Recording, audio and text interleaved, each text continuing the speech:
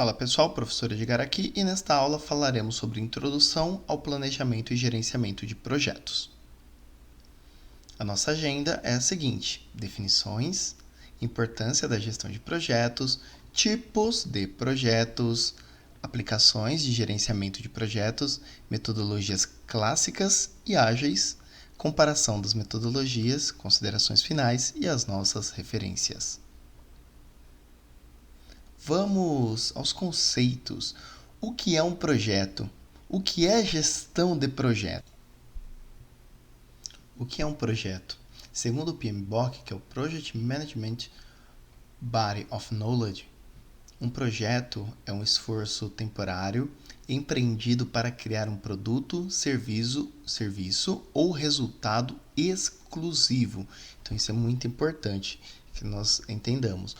Que diferentemente de processo, o projeto ele entrega um resultado exclusivo.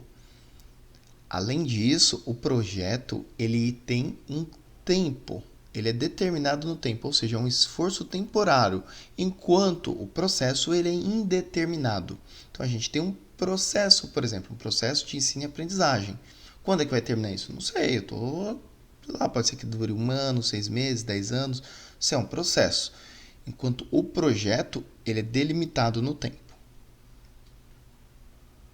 O que é então a gestão de projeto?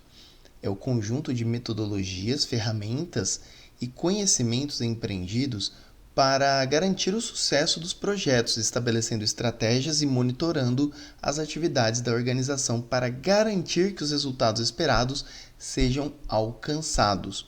Ou seja, não basta simplesmente eu estabelecer um projeto, eu preciso fazer a gestão deste. E para fazer a gestão deste, eu crio uma equipe de gestão de projetos. A importância da gestão de projetos, ela é muito importante porque vai alinhar o projeto com os aspectos estratégicos da organização, a depender, obviamente, do nível de projeto. Então, ele pode estar alinhado com um nível também tático ou operacional. Otimização de recursos. Então, quando eu estabeleço um projeto, o objetivo é que eu entregue o máximo de itens, o máximo de elementos, com o mínimo de recursos de entrada. Ou seja, analisando a estrutura do SIPOC, né? SIPOC, onde eu vou ter dentro do meu supplier, eu tenho meu supplier, meu input, meu process, meu output e meu customer. Então, eu vou colocar o mínimo de entradas e tentar maximizar as saídas, de modo a atender ou superar as expectativas do meu cliente. E mitigar riscos. Eu também, quando estabeleço um projeto e estabeleço o escopo do meu projeto, um dos grandes objetivos é que eu mitigue riscos. Afinal, quão maiores foram os riscos do meu projeto, mais impactantes serão as consequências de algum erro, de alguma falha, de alguma falta de entrega prometida para o meu cliente. Tipos de projetos. Existem vários tipos de projetos, e aqui eu estou citando alguns, mas existem muitos outros, tá bom? Então a gente tem projetos de produção, existem projetos de melhoria, projeto de pesquisa, principalmente quem está no meio acadêmico, projetos de desenvolvimento, aquilo que a gente chama também de projeto de P&D, pesquisa e desenvolvimento. Aplicações, onde que eu aplico a gestão de projetos? Então, coloquei uma gama aqui de aplicações. Você pode aplicar na construção civil, tanto para edificar uma casa, uma rede hidrossanitária, na tecnologia da informação, para estabelecer um novo projeto de redes. Você pode estabelecer na área da saúde, tanto para estabelecer novas metodologias no tratamento de pacientes, quanto também para estabelecer uma mudança dentro do seu hospital, dentro do layout, dentro da indústria, um projeto de reforma, um projeto de ampliação, um projeto de mudança de localização da organização. Então existem vários projetos, bem como projetos pessoais também, que a gente pode estabelecer também dentro do gerenciamento de projetos. Existem metodologias que nós chamamos de clássicas, onde eu destaco para vocês o Waterfall e o PMBOK, e também existem metodologias ágeis. Dentro das metodologias ágeis, eu posso destacar para vocês o Scrum, o Kanban e o XP, que é Extreme Programming. Além disso, também existem as metodologias híbridas, que elas vão combinar metodologias tradicionais com metodologias ágeis. Eu vou falar um pouquinho para vocês sobre o detalhamento de cada uma dessas metodologias para que nós entendamos. E aí você pode, durante o seu projeto, decidir por qual metodologia ou qual metodologia dará subsídio para o desenvolvimento do seu projeto. Se é uma metodologia ágil e qual dessa metodologia, ou se é uma metodologia clássica e qual dentro dessa metodologia clássica será que você vai selecionar. Então falaremos sobre origens, princípios, etapas e fases. Então a primeira metodologia é o Waterfall, que é o que a gente chama de modelo cascata, tradução literal. A metodologia Waterfall ela surgiu na década de 1970 e é um dos primeiros modelos a serem utilizados na gestão de projetos de software, por exemplo. Hoje em dia não é tão utilizado esse tipo de metodologia para software, a não ser que seja um software muito aquilo que a gente chama de software muito parrudo, um software que exige de uma complexidade muito grande, de muitas etapas.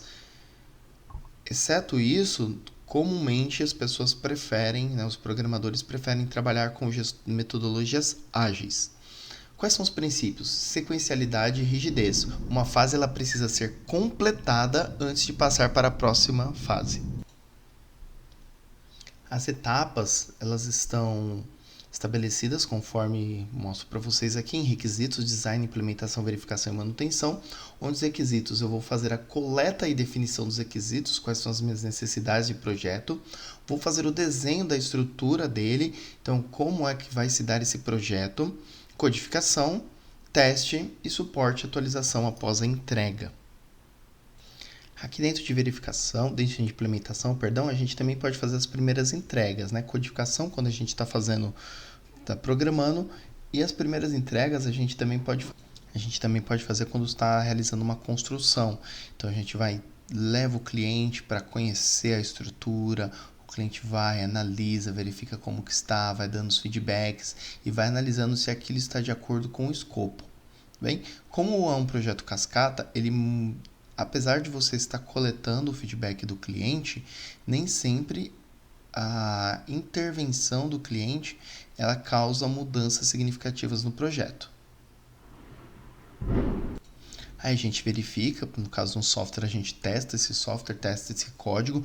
Isso acontece muito com os lançamentos de software beta, né? Então as pessoas entregam, os fabricantes entregam para os usuários testarem e validarem. A gente tem validação dos itens da obra também, mais uma vez, né? A participação dos clientes para analisar isso.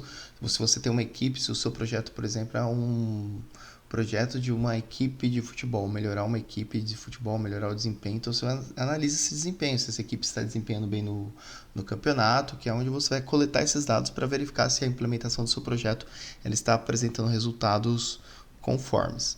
E a manutenção, onde você vai fazer, no caso, software, suporte e atualizações. Se você também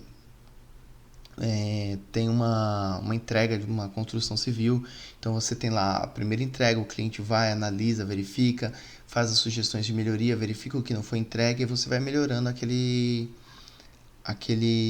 sua entrega. Agora vamos para o PMBOK, que é o Project Management Body of Knowledge. Então a origem desenvolvido pelo PMI, que é o Project Management Institute, nos anos 1980, como um padrão para o gerenciamento de projetos. Os princípios básicos, ele se baseia nas melhores práticas de gestão de projetos e a abordagem é mais sobre o gerenciamento do que o desenvolvimento. Então esse é o foco. Meu foco é gerenciar, não desenvolver projetos. As etapas elas são iniciação, planejamento, execução, monitoramento e controle e, por fim, o encerramento. É onde a gente tem aqueles termo de abertura do projeto, termo de encerramento do projeto, escopo, cronograma. Então, o PMBOK ele é bem estruturadinho e principalmente para obras grandes, né, aquilo que a gente chama de obras faraônicas, a estrutura do PMBOK ela é muito importante, ela chega a ser quase imprescindível, porque ela contempla os mínimos detalhes de um projeto, desde a sua iniciação até o encerramento. E agora a gente tem metodologias ágeis, como o Scrum, por exemplo. O Scrum ele surgiu no fim da década de 90, né, inspirada em um artigo sobre o desenvolvimento de produtos. Os princípios dele é interatividade, adaptabilidade e entrega incremental. Isso é muito importante. Essa iteratividade, isso que é legal. Esse aspecto da iteratividade é quando você faz uma entrega, por exemplo. Você fez uma entrega e aí eu vou progredindo através de aquilo que a gente chama de refinamentos sucessivos. Ou seja, eu faço uma entrega, analiso, verifico, refino e vou melhorando a cada etapa. Então a gente tem essa progressão através de refinamentos sucessivos dentro do nosso projeto. A gente tem adaptabilidade, então se o feedback do nosso cliente, o feedback daquela pessoa, do nosso stakeholder, faz com que nós tenhamos que mudar a rota do projeto, faremos isso. Porque esse projeto ele vai estar desenhado de acordo com a necessidade do cliente. É importante também que nós entendamos a necessidade do cliente, porque muitas vezes nem ele sabe o que quer. Então, para que nós sejamos adaptativos, nós também temos que entender quais são as necessidades intrínsecas daquela demanda do cliente. Bom? E entrega incremental. E por que esse tipo de estratégia é muito importante? Porque você vai entregando pacotinhos. Então eu entrego uma parte do software, o cliente testa. Entrega uma outra parte, ele testa. Entrega um projeto, ele testa. Diferentemente de eu entregar todo o projeto. Imagine uma casa também. O cliente, eu posso também trabalhar com Scrum não só para software, tá? Vamos dar um exemplo de uma casa. O cliente ele demanda uma determinada decoração. Ele faz a solicitação dele. Ele fala, não, eu quero isso. Ok. Só que antes de você iniciar a obra, é interessante que você simule tudo isso. Então você pode utilizar um software, para fazer fazer o design dele e mostrar para aquele cliente a respeito daquilo que ele pediu. Por exemplo, um software muito comum para utilizar isso é o Revit. Então você faz o projeto, mostra para o cliente. Ele vai falar, olha, não gostei disso, é melhor muda aqui. Aí você muda. Então, antes mesmo de iniciar, você já fez as mudanças, você já entendeu quais são as necessidades intrínsecas do cliente. Você pode utilizar também óculos de realidade aumentada, realidade virtual, para que o cliente ele esteja mais ambientado ainda ao projeto, ele consiga te dar uma resposta mais assertiva. Então, eu já fiz as primeiras entregas, eu já tenho um modelo, eu já sei o que o cliente quer. Então, agora, já que é um projeto de decoração, eu vou começar com aquela decoração que eu sei que tem mais probabilidade do cliente aceitar, e se ele rejeitar, eu consigo fazer uma devolução daquele imóvel, uma devolução daquele produto, então eu faço aquela entrega. O cliente analisa, olha, ficou legal essa cor, mas será que você podia pintar a parede de uma outra? Opa, então vamos lá, vamos pintar. Então eu não comprei as 10 latas de tinta, eu comprei uma lata de tinta, eu já tenho um crédito na loja, né, eu já tenho uma parceria, onde se eu comprar as 10 eu vou manter o preço daquela que eu comprei, da primeira. Então, não vou perder, E aí o cliente, ele analisa, ele fala, olha, eu não gostei dessa cor, vamos trocar, coloca uma outra cor. E eu vou fazendo essas pequenas entregas e o cliente vai analisando, ou seja, vai ficar do jeito que realmente ele quer e não do jeito que ele achava que queria. Então, isso é importante das entregas incrementais. Isso vale muito para software também. A pessoa pede uma página completa com tais e tais itens. Se você entregar toda a página, tanto o front quanto o back-end, para o cliente com base naquilo que ele queria, pode incorrer dele falar, olha, mas não era bem assim que eu queria. Ou seja, já está pronto, você vai ter problemas. Então, quando você faz as primeiras entregas, olha, entrego aqui o front-end, só uma página de apresentação. Ele, olha, muda a cor, muda isso, muda aquilo. Você vai mudando e vai se adequando ao cliente, por isso a entrega incremental é muito importante.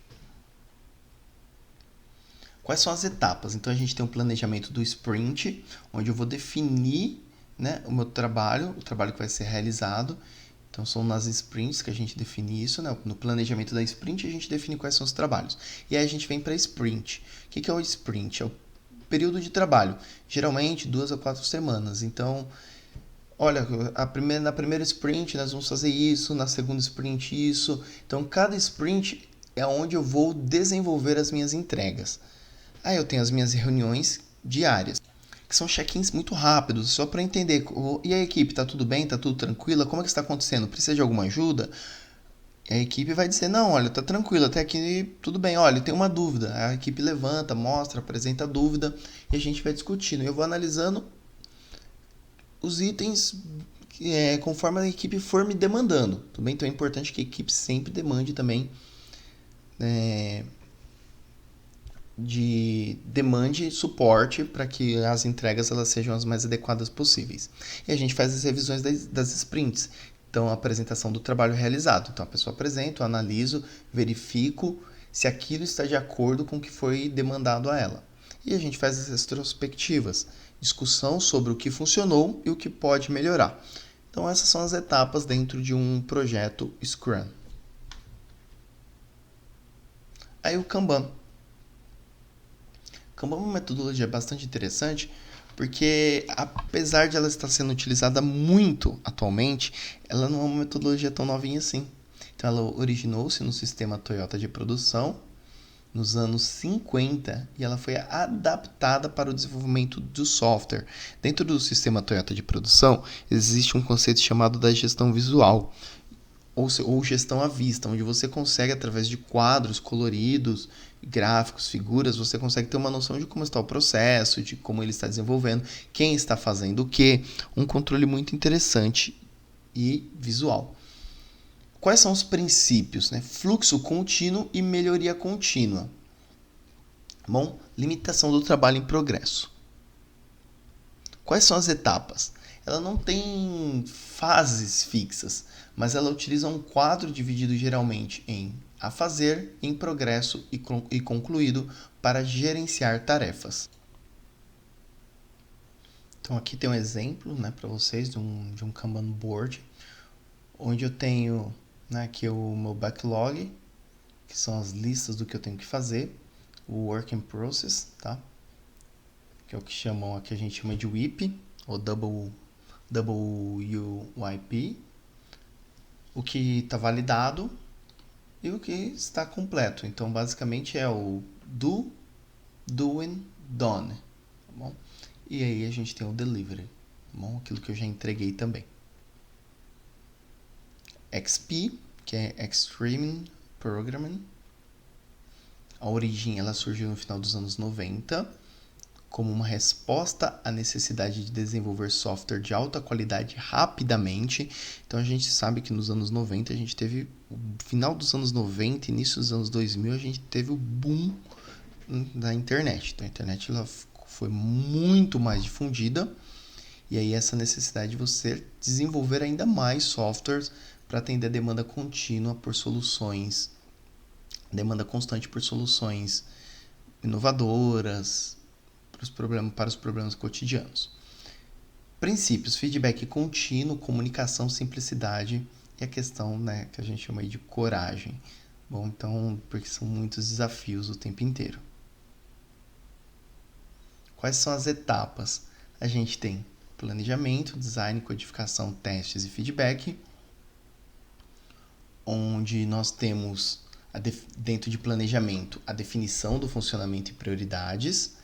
Dentro de design, a gente tem um design considerado simples e constante refatoração. E aí fica essa questão da refatoração. Se você buscar as definições aí dentro da internet, o mais comum é que a refatoração ela nada mais é do que um processo de modificar um sistema de software para melhorar a estrutura interna do código sem alterar o seu comportamento externo. Bom, então o uso dessa técnica ela tem por objetivo aprimorar a concepção de um software e evitar a deterioração tão comum durante o ciclo de vida de um código. Bom, justamente por essa questão de você ter uma necessidade constante de adaptabilidade, de mudança, de implementações de novas tecnologias, a refatoração ela ajuda nisso, tá bom? Ela evita essa deterioração tão comum durante o ciclo de vida dos códigos. Codificação, que é foco na qualidade e pair programming. Essa parte é bem interessante, porque essa programação em pares, que é o pair programming, é mais ou menos assim, você está programando em dupla, aí tem um programador, ele programa e o outro vai analisando. Então, ele já consegue ter um feedback imediato de como está o código e as correções também já são feitas imediatamente. E é muito comum que eles troquem esses papéis, bom? Onde quem programa é chamado de piloto e quem analisa o código é chamado de copiloto. E muitas vezes eles trocam os papéis, tá bom? O copiloto vira piloto, o piloto copiloto durante a programação. Bom, não é obrigatório, mas é importante que isso aconteça. Testes, então a gente tem testes contínuos e automatizados, que a gente chama da compilação, bem como também, né, as validações pelos usuários, e feedback constante. E aí, com base nos feedbacks constantes, você vai fazendo os ajustes do software. E aqui a gente tem uma tabelinha, tá bom? Fiz uma tabelinha bem simples aqui sobre alguns critérios que comparam as metodologias clássicas com as metodologias ágeis. Lembrando algo, é muito importante, alguns pontos podem gerar conflitos entre pessoas que trabalham com metodologia. Por exemplo, esse quadro se baseia na minha expertise e também algumas análises que eu fiz, algumas leituras sobre também pessoas especialistas que escreveram sobre a mesma temática. Bom, mas em alguns pontos pode haver uma diferenciação. Bom, então vamos lá. Critério. Primeiro, que a abordagem, no caso da metodologia clássica, ela é sequencial, por isso que a gente chama de waterfall, tá bom? Enquanto na metodologia ágil, ela é iterativa.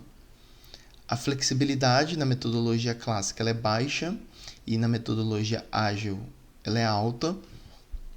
E aí a gente já vem para o primeiro, aqui há um desacordo, nem todos consideram isso.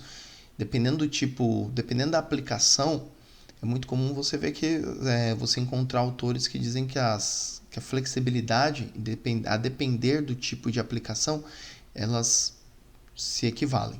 Bom, o tamanho da equipe, comumente para as metodologias clássicas, você precisa de uma equipe grande, enquanto para uma metodologia ágil você precisa de equipes pequenas a média. Mais uma vez, isso também vai depender do tipo de projeto, do tipo de aplicação. Então aí também há um conflito sobre a, entre aspas, veracidade dessa afirmação, tá bom? Mas comumente você vai perceber que equipes mais reduzidas trabalham com metodologias ágeis e equipes maiores, mais robustas, de obras grandes, trabalham obviamente com equipes maiores.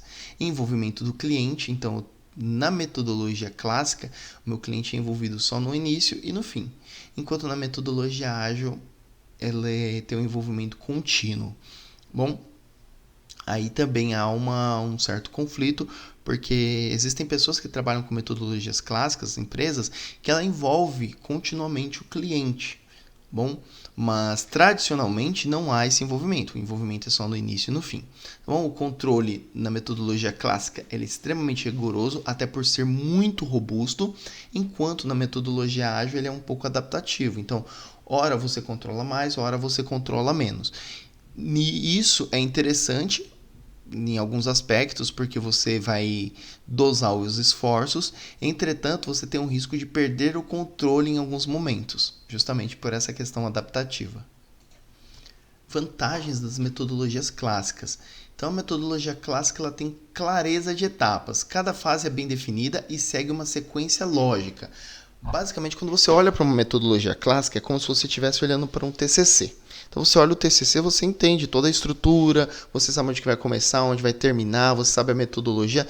O projeto inteiro ele é muito claro, só que ele exige um esforço mental de leitura e de assimilação muito grande.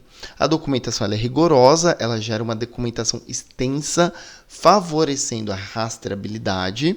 Bem, então, o que a gente chama de metodologia ela é bem burocrática.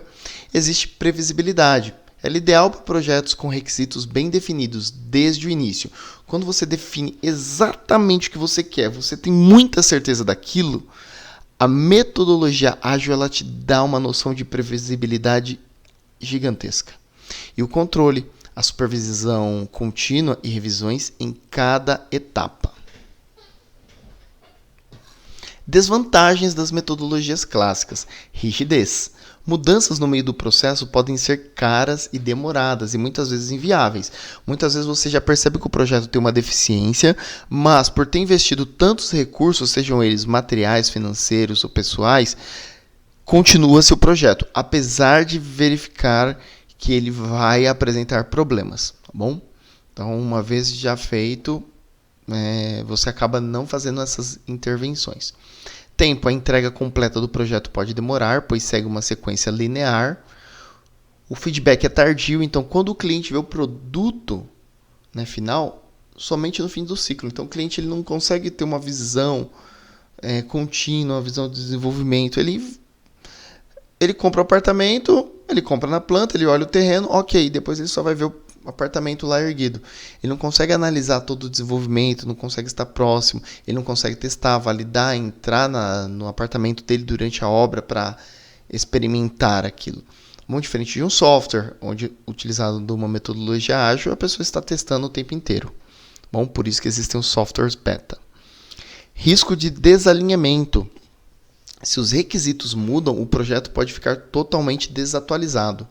Então mudou por causa de uma questão legal, de uma questão social, ambiental, o projeto pode ficar completamente desatualizado, porque ele é rígido. Bom, olha o primeiro item nosso. O primeiro item está relacionado com rigidez. Se eu tenho qualquer mudança no requisito, não há uma possibilidade de mudança sem que eu perca muitos e muitos recursos. Bom? Vantagens das metodologias ágeis. Primeira é a adaptabilidade. É muito fácil eu me adaptar às mudanças no meio do meu projeto. As entregas elas são frequentes, então eu tenho pacotes de entrega. Eu não entrego o software completo, eu não entrego o projeto completo. Não, eu vou entregando pacotes e eu vou recebendo o feedback do cliente, fazendo meus ajustes. Maior envolvimento do cliente e da equipe. Então eu vou ter mais pessoas sempre. O meu cliente se envolvendo mais, a minha equipe se envolvendo mais. Isso é muito importante para o desenvolvimento do meu projeto. Redução de riscos. Então, problemas eles são identificados e resolvidos rapidamente. Porque a todo momento eu tenho feedback, eu tenho facilidade na mudança, eu tenho adaptabilidade. Ok, mas nem tudo são flores para as metodologias ágeis. Menos documentação, ela tem uma menor documentação reduzida. Pode ser desafiador para as equipes que valorizam a rastreabilidade. Quando você tem equipe pessoas, por exemplo, que elas estão acostumadas a rastrear mais, a analisar constantemente dados e documentações, você vai ter um problema de trabalhar com esse tipo de equipe. A dependência de equipe, então ela requer equipes comprometidas e autogerenciáveis.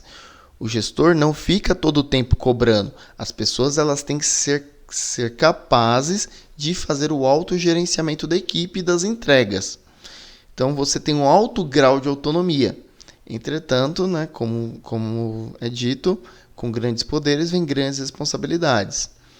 Escopo variável. Pode ser difícil determinar o produto final, porque o meu escopo ele pode variar. Diferente da metodologia tradicional, meu escopo é muito bem definido e ela pode não ser ideal. Por quê? Para projetos com requisitos e escopo bem definidos. Quando eu tenho projetos muito bem definidos e escopo bem definido, não é muito interessante eu ficar utilizando metodologia ágil. Por quê? Porque muitas vezes as intervenções que meus clientes farão ou que eu mesmo farei ou a equipe fará podem prejudicar o resultado final do projeto. Porque se o escopo já está bem definido, e os requisitos também, não faz sentido ter mudanças durante o processo. E se essas mudanças ocorrerem, tem que ser mudanças pontuais, não mudanças drásticas do projeto.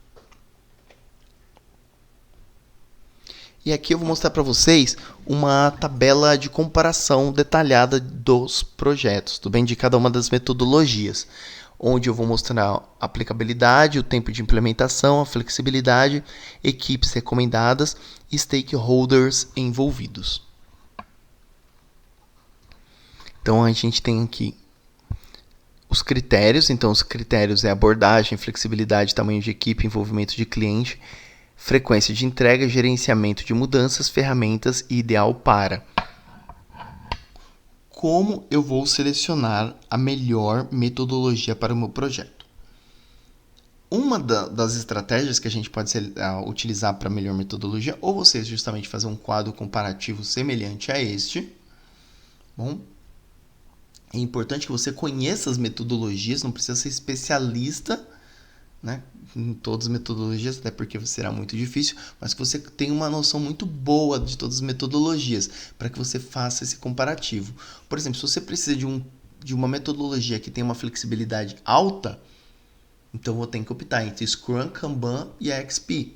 Se eu precisar que essa equipe, por exemplo, ela seja pequena, então entre Kanban, se ela tem que ser flexível e equipe reduzida, então vamos ficar entre Kanban e a XP. Então é importante você ter esse quadro comparativo para fazer a análise e tomar a decisão sobre qual a melhor estratégia, qual a melhor metodologia de gerenciamento de projetos utilizar.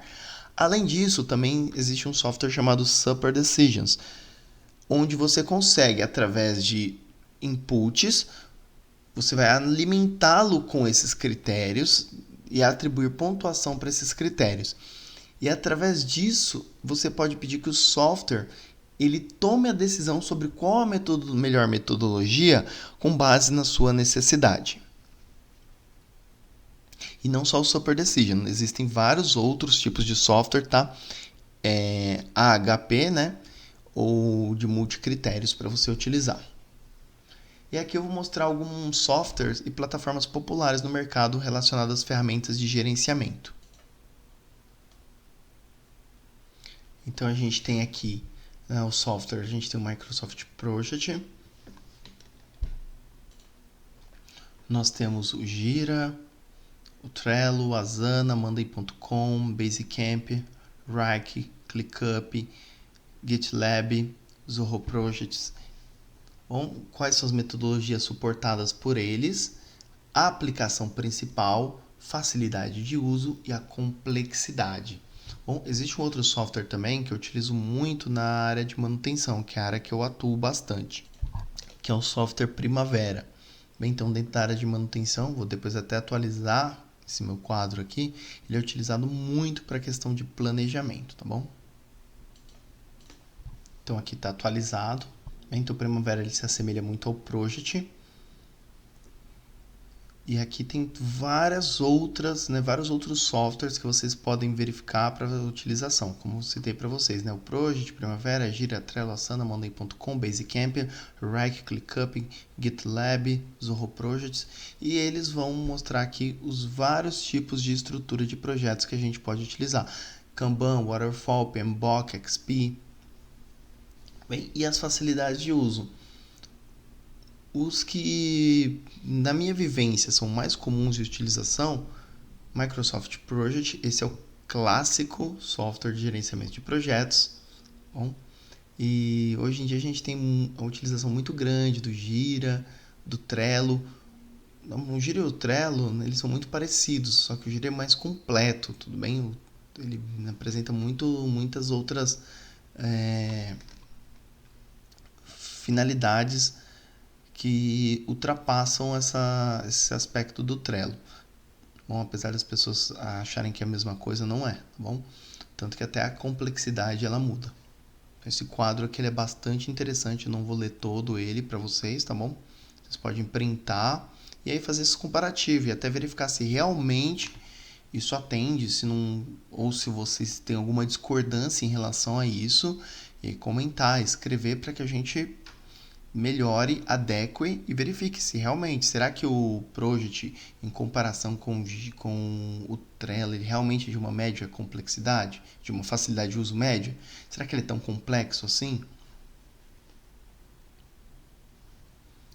E aí, quando a gente fala de gestão de projetos, é importante que a gente tenha algumas soft skills, como liderança, comunicação e resolução de conflitos. Gerenciar projetos não é simplesmente ficar na frente do software de gestão, ficar fazendo os inputs e os outputs. Não. É você saber liderar, você saber comunicar-se e saber resolver conflitos.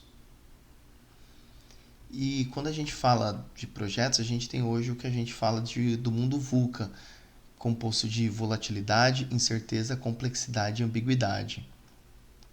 Bom, o VUCA é uma sigla em inglês, formada pela primeira letra das palavras volatilidade, uncertainty, incerteza, complexity, complexidade e ambiguity, que é ambiguidade. Esses quatro conceitos eles são utilizados para descrever o mundo em que vivemos atualmente, um mundo de mudanças rápidas e com diversas facetas. E aí a gente também tem um outro aspecto, não é só o mundo VUCA, mas a gente tem o chamado mundo BANI, ou BANI, né, que é brittle, que é frágil, anxious, que é ansioso, non-linear, que é não linear, e incomprehensible, né, que é incompreensível, onde o frágil, a gente vê a fragilidade dos sistemas globais, estruturas e relações, onde aparentemente sistemas fortes podem quebrar ou falhar repentinamente, e é preciso resiliência de um gestor de projeto. Anxious, o ansioso, estado generalizado de ansiedade e incerteza que as pessoas sentem em relação ao futuro devido às rápidas mudanças tecnológicas, crises ambientais, desafios políticos e sociais, entre outros. Então, o gestor de projeto ele fica muito ansioso pela entrega do projeto, ele acaba assumindo aquela ansiedade da equipe também, então tem que tomar muito cuidado com isso. Não linear, né, que são pequenas causas que podem ter grandes efeitos imprevisíveis e vice-versa, né, Essa característica ela torna difícil prever o futuro, pois as relações de causa e efeito não são diretas ou proporcionais. É o que a gente chama do efeito borboleta. E incomprehensible, que é onde o mundo ele está se tornando cada vez mais complexo e difícil de entender, com uma sobrecarga de informação e uma mistura de verdades, meias-verdades e informações falsas. A gente tem que tomar muito cuidado com isso na gestão de projetos, para que nós não coloquemos inputs errados que vão nos trazer saídas equivocadas. Tendo falado isso, que eu acho extremamente importante conceituar o mundo VUCA e o mundo BANI, para que nós entendamos o benefício de fazer a boa gestão de projetos. Você vai cumprir prazos, vai ter economia de recursos e satisfação do cliente. Ou seja, você vai evitar essas questões de relacionado com as questões de incompreensível, relacionado à ansiedade, aspectos relacionados às incertezas. Então, quando você faz a boa gestão de projetos, você cumpre prazo, você economiza recursos, o seu cliente fica satisfeito, ele não fica reclamando. Aliás, né, a gente costuma dizer, o cliente sempre vai reclamar. E aquela frase do cliente sempre tem razão é a maior falsidade e hipocrisia que existe, porque o cliente nem sempre tem razão, e muitas vezes ele não tem razão, ele quer ter razão sem ter.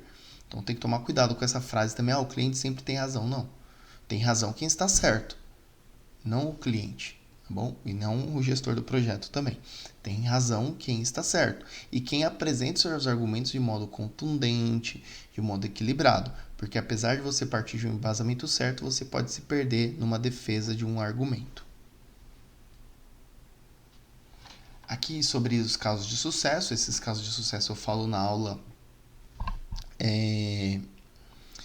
presencial, onde eu apresento esses cases e a gente discute os cases de sucesso, porque eles são muito importantes a gente analisar cases de sucesso em gestão de projetos, mas existem vários, tá bom? E a gente tem que até tomar cuidado com alguns cases, porque tem cases que eles partem de premissas erradas, ou eles partem de benefícios que nem todos podem conseguir.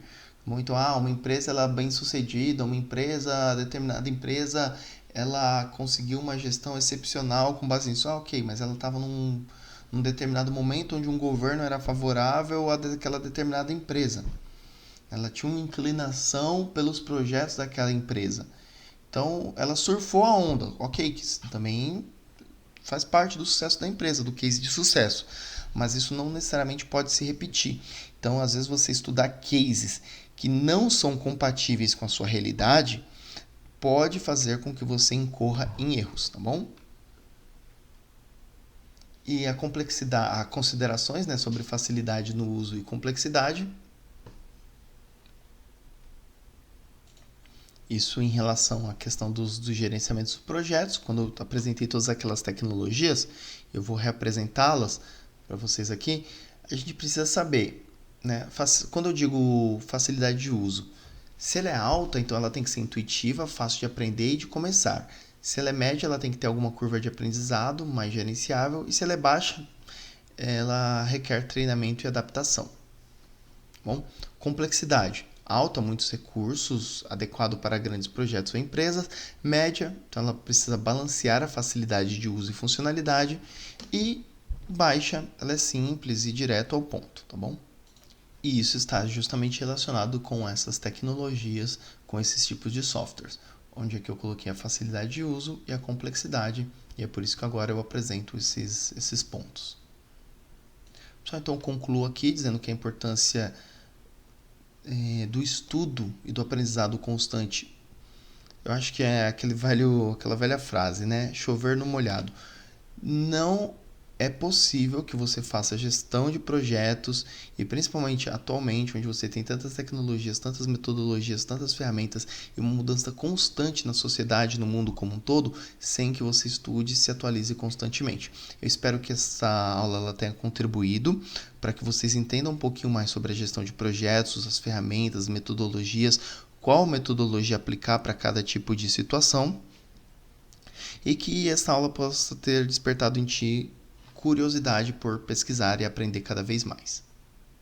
Aqui eu apresento as referências bibliográficas, que é imprescindível que nós nos baseemos e nos embasemos sempre em referências consagradas e bem consideradas para as nossas apresentações. E foi isso a nossa aula sobre introdução ao planejamento e gerenciamento de projetos. Nas próximas aulas nós teremos conteúdo sobre ferramentas da qualidade aplicadas, nós vamos falar sobre SWOT, matriz de risco, análise financeira, análise econômica, gestão de custos. Bom, e vamos especificar alguns softwares, então em algum momento a gente vai utilizar o Trello, em algum momento usar o Asana, o Gira, o Project. Então acompanhe aí todos os nossos conteúdos, estou aqui à disposição para as dúvidas, tá bom? Até a próxima, obrigado, valeu, fui!